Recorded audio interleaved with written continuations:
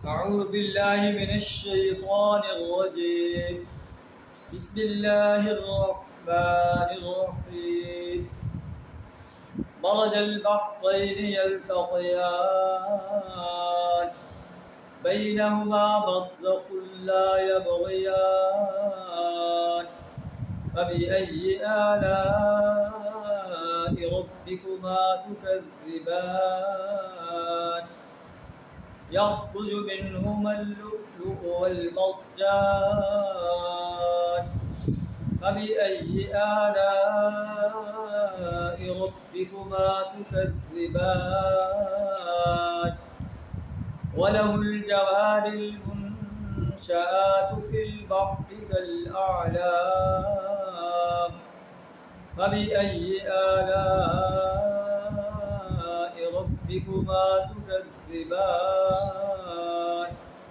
صدق اللہ العظیم. سورہ الرحمن آیت نمبر 19 تا 25 آپ کے سامنے تلاوت کی. اللہ تعالیٰ اپنے نعمتوں کا بیان فرما رہا ہے. مرج البحرین یلتقیان، دو سمندروں کو اللہ نے چھوڑ دیا کہ باہم مل جائیں.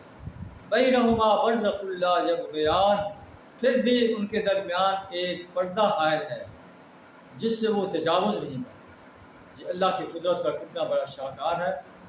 دونوں سمندر باہم ساتھ ساتھ چل رہے ہیں لیکن ان کا پانی ایک دوسرے سے مکس نہیں ہوتا، درمیان ایک پردہ ہے.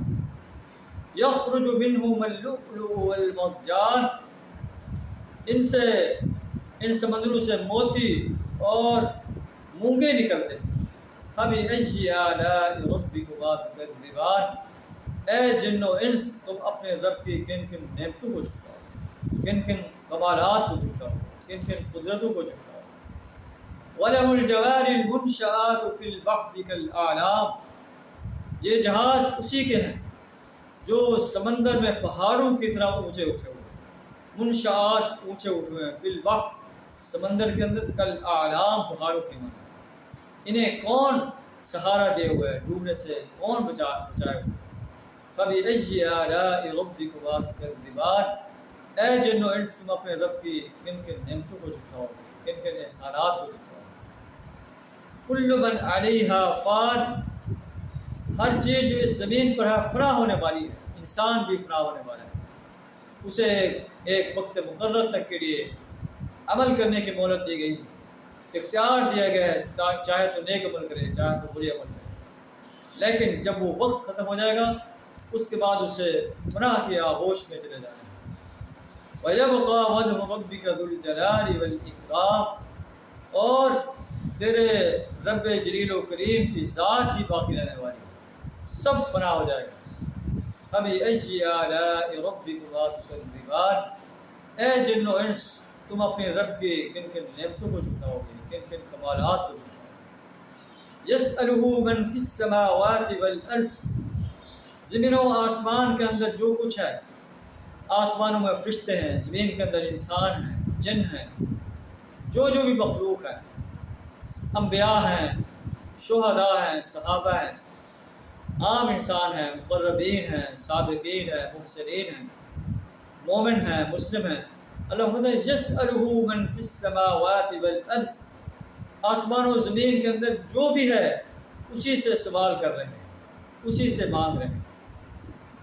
تو انسان کو چاہیے کہ وہ انسانوں سے مانگنے کی بجائے، انسانوں کے سامنے جھکنے کی بجائے، انسانوں کے سامنے سجدہ ریز ہونے کی بجائے، انسانوں کی پرستش بندگی اور غلامی اختیار کرنے کی بجائے، انسانوں کی اطاعت اختیار کرنے کی بجائے، انسانوں کی حاکمیت کو تسلیم کرنے کی بجائے اللہ کے آگے جھک جائے، اللہ کی پرستش کرے، اللہ کی بندگی اور غلامی اختیار کرے، اللہ سے مانگے جو کچھ مانگنا ہے.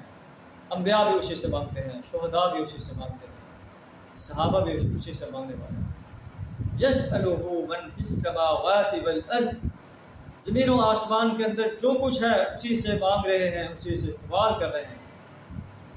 وَكُلَّ يَوْمٍ هُوَ فِي شَأْنٍ، ہر آن وہ نئی شان میں ہے.